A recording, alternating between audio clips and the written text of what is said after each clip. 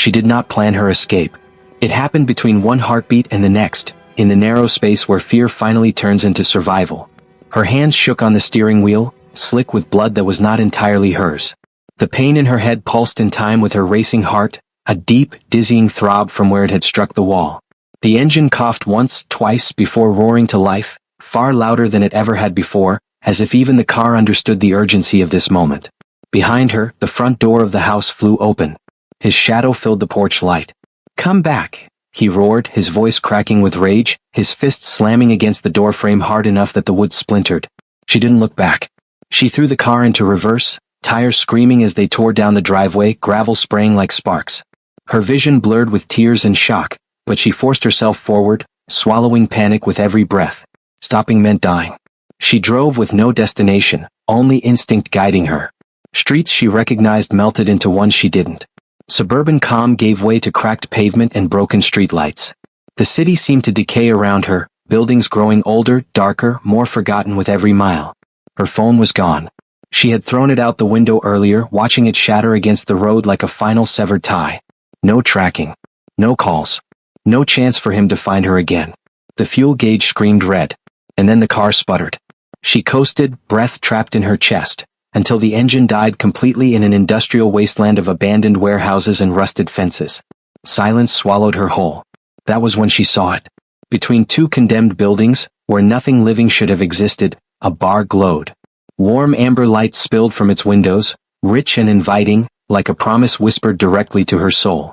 The neon sign flickered above the door, crimson letters spelling the Crimson Veil. She didn't question it. She stumbled out of the car, every movement burning, and leaned her full weight against the heavy door. When it finally opened, warmth wrapped around her like an embrace she hadn't felt in years. The bar was nothing like it should have been. Dark wood lined the walls, polished to a soft gleam. Brass fixtures held Edison bulbs that cast golden pools of light across burgundy leather booths. The air smelled of aged whiskey, smoke, and something deeper, something ancient. A few patrons sat in the shadows, their conversations low, their faces indistinct. No one turned to look at her. No one, except him. The man behind the bar stood utterly still, a crystal glass suspended mid-polish in his hand. Platinum hair fell past his shoulders, impossibly pale against the black silk of his shirt. His face was carved with sharp, elegant precision, beauty that didn't belong in a place like this, or in this century. But it was his eyes that stopped her breath entirely. Gray-blue. Watching her not with hunger, but with recognition. They swept over her injuries without judgment. The split lip, the bruise blooming along her jaw, the torn sleeve revealing dark fingerprints on her collarbone. He set the glass down. Reached beneath the bar. Her body tensed, every instinct screaming danger. But he produced only a clean white towel and a glass of amber liquid. "Corner booth," he said quietly, his accent old and unplaceable, as if it belonged to another world entirely. "No one will bother you there." She took the glass with trembling fingers. "Thank you," she whispered. He inclined his head, just slightly, then turned away, giving her something she had not been given in years. Privacy without abandonment, protection without possession. She sank into the booth, back to the wall, eyes tracking the exits out of habit. The whiskey burned her throat, but it was grounding. Real. Alive. Across the room, the man moved with effortless grace, serving drinks to patrons who appeared and disappeared like ghosts. Though he never stared, she felt his awareness like a steady warmth. This was not fear. She knew fear intimately. This was something else. Safety. She woke to silence. Soft, expensive silence. Her fingers brushed velvet, and confusion flooded her before panic followed. She sat up abruptly, heart pounding, eyes darting around a room that looked like it belonged in a museum rather than above a bar in a dead district. Antique furniture. Oil paintings of castles beneath strange moons. A massive bed draped in burgundy fabric. She was wearing clean clothes. Her breath caught sharply. She grabbed the nearest object, a heavy brass candlestick, and crossed the room, yanking at the door. Unlocked. The hallway beyond was empty. "You're awake," a calm voice said. She spun, weapon raised. He stood in the doorway of a study, unchanged from the night before, pale and composed, holding a leather-bound book. "You may leave whenever you wish," he said evenly. "But you looked like you needed rest more than questions." Her voice shook. "Why help me?" His gaze softened, something ancient and weary flickering beneath the surface. "Because cruelty should never be mistaken for power," he replied. Downstairs, footsteps echoed. Voices rose. And then the front door slammed open. Her past had found her. Kelly spent 3 days learning the rhythm of the Crimson Veil. Not because she wanted to stay. Because she had nowhere else to go. In the daylight hours, the district outside looked even worse than it had that first night, like the city had tried to erase this place and failed. Warehouses sagged with rusted bones. Windows were boarded. Streets were cracked and empty. No children's voices. No normal traffic. Just wind, old paper, and distant sirens that never came close. Yet inside the bar, the world was different. Warm. Orderly. Like a pocket of safety stitched into a dangerous city. Augustus, she had learned his name on the second day when one of the shadowed patrons murmured it with a quiet kind of respect, kept strange hours. He opened the bar at dusk when the first edge of night kissed the sky, and closed it just before dawn. It should have seemed suspicious. But it made a strange sense. Kelly told herself it didn't matter why. A safe place was a safe place. And she wasn't going to be picky when she had bruises under her skin and fear living in her bones. She tried to earn her keep. Not because he demanded it, he never did, but because being cared for without earning it made her feel like a burden. And burdens in her old life were punished. So she wiped down tables. Restocked bottles. Collected glasses left behind by patrons who never looked her in the eye. She learned which booth had a loose leg and which corner always stayed colder than the rest. She learned that some customers paid in crisp bills, while others slid old coins across the bar that looked too worn to be modern currency. She didn't ask questions. Not yet. Because every time she considered asking, she remembered Michael's voice. Stop talking. Stop thinking. Stop asking. Just do what you're told. Here no one told her anything. That freedom was both comforting and terrifying. Augustus rarely spoke unless necessary. But when he did, the sound of his voice did something to her that she didn't have words for. It was steady. Controlled. Like nothing in the world could shake him. Sometimes she caught him watching her, not with ownership, not with hunger, but with a sharp, unreadable focus, as if he was measuring something deeper than her bruises. And that was the strangest part. He didn't treat her like a broken thing. He treated her like someone who deserved respect. On the fourth night, the bar was half full. The amber lights glowed soft against burgundy walls. Jazz hummed low from speakers. The air smelled like aged whiskey and polished wood. Kelly was behind the bar wiping a row of glasses when she felt it. Not a sound. A shift. A subtle tightening of the room, like the air itself had drawn a breath. The front door slammed open hard enough to rattle the glass panes. 2 men walked in. They didn't belong. Their boots were too heavy, their shoulders too wide, their eyes too sharp. They scanned the room with cold purpose, ignoring the patrons, ignoring the warmth, ignoring every unspoken rule of the Crimson Veil. Kelly's stomach dropped. She knew men like that. Men sent by other men. The larger one was barrel-chested with a shaved head and a thick neck. The other was lean and twitchy, wearing a silver chain that caught the bar's light like a warning. The big one's gaze locked on her. Kelly Brennan, he said. Her fingers went numb. Her hand slipped. The glass in her palm shattered against the floor. Every conversation in the bar went quieter. Not silent. Just lower. As if the patrons had all decided at once to mind their own business. The shaved-head man smiled without warmth. Your husband wants you home. Her lungs stopped working. The word husband tasted like poison. Kelly backed up one step, then another, her spine hitting the shelf behind her. Her mind raced so fast it barely formed thoughts. How did they find her? Oh. A movement blurred at the edge of her vision. Augustus was suddenly there. He hadn't been behind the bar a second ago. He hadn't walked in. He simply appeared, placing himself between Kelly and the men with an effortless calm that made her knees weak. His hands rested lightly on the polished wood of the bar, fingers relaxed as if he had all the time in the world. His expression didn't change. But the temperature in the room dropped by a fraction. The lady isn't interested, Augustus said softly. The shaved-head man laughed. Not asking, pretty boy. He took a step forward, eyeing Augustus like he was something annoying on the bottom of a shoe. My boss pays good money. We don't leave without her. Kelly did not sleep that night. Every time she closed her eyes, she heard the crack of bone echoing through the bar. Saw Polly's arm bent the wrong way. Felt the invisible weight in Augustus' voice when he said centuries. She sat on the edge of the bed upstairs, knees pulled to her chest, staring at the faint glow of the city through tall windows. Somewhere below, the Crimson Veil hummed quietly as Augustus finished closing for the night. He hadn't told her to stay in the room. He hadn't locked the door. That, more than anything else, unsettled her. Freedom had always come with conditions. Michael had called it love. Rules disguised as care. Control disguised as concern. Every door locked for her safety. Every decision made for her own good. Augustus had done none of that. which made her afraid in a different way. A soft knock came at the door. Kelly flinched, heart leaping into her throat. "It's Augustus," came his calm voice. "May I enter?" he asked. No man had ever asked her that before. "Yes," she whispered. He stepped inside slowly as if careful not to crowd her space. In the low light, his presence was quieter than it had been downstairs, less imposing though no less powerful. "I thought you might want answers," he said. She swallowed. "I don't even know what questions to ask." "That's fair."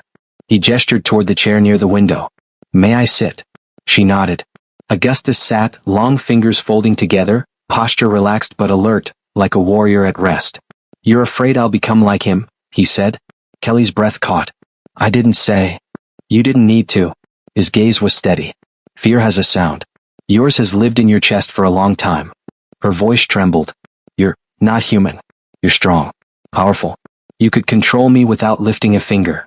"Yes," he agreed simply. The honesty stunned her. "Then why don't you?" she asked. Augustus looked at her for a long moment before answering. "Because power taken is corruption," he said. "Power given is trust. And trust is sacred." The word settled deep inside her. Sacred. "I will protect you," he continued. "But I will never own you. I will never command your loyalty, your body, or your silence." Her eyes burned. "And if you want to leave," he added, "you may. Even knowing your husband will hunt you." Kelly's chest tightened painfully. "That doesn't feel like a choice," she whispered. "No," Augustus said softly. "It isn't. That's the tragedy of abuse. It steals choice first." Something in his voice carried an old sorrow. "How do you know so much about it?" she asked. His gaze drifted to the window, to the night sky beyond the city. "Because I have watched it repeat itself for centuries," he said. "Different names. Different faces. Same cruelty." Kelly hugged herself tighter. "What happens when they come back?" she asked. Augustus' jaw tightened. "Then we end it. Not fight. Not survive. And it." The certainty in his voice should have frightened her. Instead it steadied her. A sharp sound echoed from below. Blast. A crash. Augustus was on his feet instantly. "Stay here," he said. Kelly grabbed his sleeve before she could stop herself. "Please don't leave me alone." He paused, surprised. Then he nodded once. "Then stay behind me." They descended the stairs together. The bar doors hung open. Cold night air poured in. Michael stood in the center of the room. Her husband. His suit was immaculate. His smile practiced. His eyes furious. "Well," Michael said, clapping slowly. "There you are." Kelly's body froze. Michael's gaze flicked to Augustus. "You must be the bartender." Augustus didn't respond. Michael laughed. "She always did have a talent for finding men who think they're special." Kelly's breath hitched. "Come home," Michael said, voice dropping into the tone that had controlled her for years. "We'll forget this little episode." Augustus stepped forward. "Leave," he said calmly. Michael scoffed. "You don't know who she belongs to." The word snapped something inside her. Augustus' eyes darkened. "She belongs to herself," he replied. "And you no longer have permission to speak to her." Michael's smile vanished. He reached into his jacket. "Not a weapon. A small vial filled with black liquid. You think I came unprepared?" Michael sneered. "I know what you are." The air changed. The patrons vanished, gone so fast Kelly hadn't noticed them leaving. Augustus' voice lowered. "You have no idea what you've invited." Michael uncorked the vial and smashed it on the floor. The shadows moved. Something ancient stirred. Kelly gasped. Augustus stepped fully in front of her. "Close your eyes," he said. She didn't. She watched as the Vampire King finally revealed what he truly was. His eyes ignited with silver fire. The room bent around him. The shadows recoiled like living things. Michael screamed, not in pain but in realization. "Please," he begged suddenly. Augustus didn't move. "I warned you," the Vampire King said. "Abuse ends here." The shadows surged. When they receded, Michael lay unconscious on the floor, breathing, but broken. Augustus turned to Kelly. She was shaking. But she was standing. "You didn't kill him," she whispered. "No," Augustus said. "Justice isn't always death." He knelt before her. Not in submission. In respect. "You are safe tonight," he said. "And tomorrow we decide what you want." Kelly's eyes filled with tears she did not wipe away. For the first time, someone powerful had knelt for her, not to own her but to honor her. Kelly woke to sunlight she didn't remember inviting in. It spilled across the hardwood floor in soft gold bands, touching the edges of antique furniture and warming the burgundy curtains until they glowed. For a long moment she lay still listening. No shouting. No slammed doors. No footsteps pacing outside the room. Just quiet. Her body didn't know what to do with quiet. She sat up slowly, half expecting the fear to rush back in like it always did once reality caught up with hope. But it didn't. Her chest felt lighter, still bruised, still sore, but not clenched in survival mode. Downstairs, the crimson veil was silent. Not closed silent. Resting silent. Like a great creature sleeping. She found Augustus in the kitchen, standing before an espresso machine that looked older than any appliance had a right to be. Steam hissed softly as he worked polished brass levers with practiced ease. "You don't have to make coffee for me," Kelly said quietly from the doorway. "I know," he replied without turning. "But you've been drinking instant packets for days, and that is an offense I cannot ignore." Despite herself, a small smile tugged at her lips. He poured a Demitas cup and set it on the counter. Black. Yes. She took a sip and nearly closed her eyes. "Rich, smooth, alive. How long have you had this?" she asked. "Since 1952, he said. Milan. I watched them build the first prototypes. Everyone thought pressure and heat creating something beautiful was magic." He paused, then added dryly, "I still do." Kelly studied him. "You've lived a long time," she said. "Yes. And you've seen people like me before." His hand stilled. "Yes," he repeated more quietly. She hesitated. "What happens now?" Augustus turned to face her fully. "Now," he said, "you choose?" The word still felt fragile in her mouth. "Michael won't stop," she said. "Even after last night." "No," Augustus agreed. "But he has crossed a line that cannot be uncrossed. Humans who seek power they do not understand always do." Kelly frowned. "That vial. The shadows. He knew what you were." "Yes. And that doesn't worry you?" Augustus' expression hardened slightly. "It does. Because he did not learn it on his own." A chill slid down her spine. Someone told him. "Yes." She wrapped her arms around herself. "Someone like you?" "No," Augustus said firmly. "Someone lesser. Someone desperate." He studied her again, really studied her, and something unreadable flickered behind his eyes. "You felt it last night, didn't you?" he asked. "Felt what?" "The bar." She swallowed. "It feels safe. Like the world can't touch you here." Augustus nodded. "Because it cannot." He gestured around them. "The Crimson Veil is not simply a bar. It is neutral ground. Sanctuary. It has been for centuries." Kelly stared. "For who?" "For the vulnerable," he said. "And for monsters who wish not to be." Her heart skipped. "You built this place?" "I inherited it," he corrected. "And protected it. Every city has one, though most have forgotten them." She struggled to process that. "And me?" Augustus held her gaze. "You didn't stumble here by accident, Kelly." Her breath caught. "That's not funny." "I'm not joking." The weight in his voice told her that much. "You crossed 3 districts without direction," he continued. "Your car died at the precise threshold of this ward. You saw the light when others do not." "Because I was desperate," she whispered. "Yes," he said gently. "And because desperation does not open doors that are not meant to open." Her pulse raced. "What are you saying?"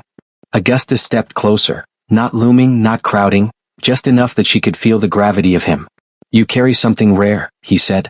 "Not power in the way vampires understand it, but resonance." She shook her head. "I'm not special."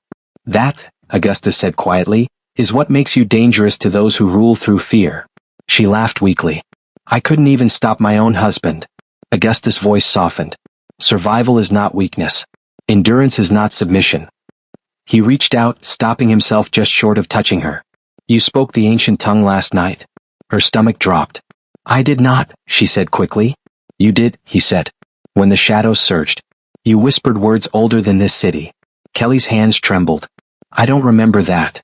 "Trauma unlocks buried things," Augustus replied. "Your bloodline has always stood at thresholds." "What does that mean?" she asked. "It means," he said carefully, "that you were never meant to kneel." A knock echoed through the bar. 3 sharp raps. Augustus straightened instantly. "That will be the council," he said. Kelly's heart leapt. "Council? The ones who believe my protection of you is inconvenient." The door opened without waiting for permission. 3 figures entered, cloaked in dark finery, eyes glowing faintly. One of them smiled coldly at Kelly. "So this is the human," the woman said. "The one who makes kings careless." Augustus stepped forward, his presence expanding, ancient power rolling through the room like thunder under glass. "She is under my protection," he said. The woman's smile sharpened. "For now." Kelly felt it then. A pull. Not fear. Not weakness. Something inside her answered the room. The wards hummed. The crimson veil responded to her. And every vampire in the room noticed. Augustus looked at her, not with surprise. With confirmation. The queen who was never meant to kneel. The air inside the crimson veil vibrated. Not loudly. Not violently. But with a deep, ancient awareness, as if the walls themselves were listening. Kelly stood very still. 3 members of the council faced Augustus, their presence cold and deliberate, cloaked in elegance sharpened by authority. They were not like the men Michael had sent. These beings carried power with restraint, the kind that had been practiced for centuries. But Kelly felt something else now. Not fear. Recognition. The woman who had spoken first stepped closer, her gaze sharp as glass. "You've broken protocol, Augustus Orion. You interfered in a human matter. You revealed yourself." Augustus did not flinch. "I upheld sanctuary." "You claimed her," the woman said, eyes flicking to Kelly. "And that changes things." "I did not claim her," Augustus replied calmly. "I protected her." The third council member, a tall man with silver-threaded hair and eyes like storm clouds, laughed softly. "You split hairs like a poet, old king." Kelly's heart pounded, but her feet did not move. That alone surprised her. "She is human," the woman said. "Fragile. Temporary. You risk imbalance." Kelly inhaled slowly. And then she spoke. "I'm right here." All 3 heads snapped toward her. Augustus turned sharply. "Kelly? I need to say this," she said quietly. Her voice didn't shake. "I don't know your rules. I don't know your wars. But I know what abuse looks like. And I know what protection looks like." She met the woman's glowing gaze. "And he didn't save me because I was useful. He saved me because it was right." The council chamber, because that was what the bar had become, fell silent. The wards hummed louder. The woman narrowed her eyes. Careful, human. Kelly swallowed, then stepped forward. "For 7 years I lived under someone who called control love. I survived by becoming smaller. Quieter. Invisible."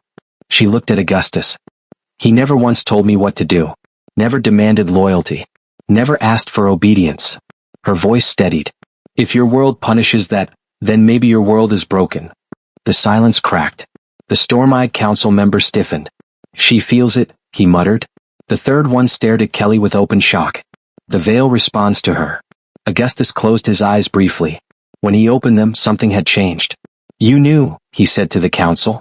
"Didn't you?" The woman's smile faded. "We suspected." "You knew she was a threshold bearer," Augustus continued. "A living sanctuary."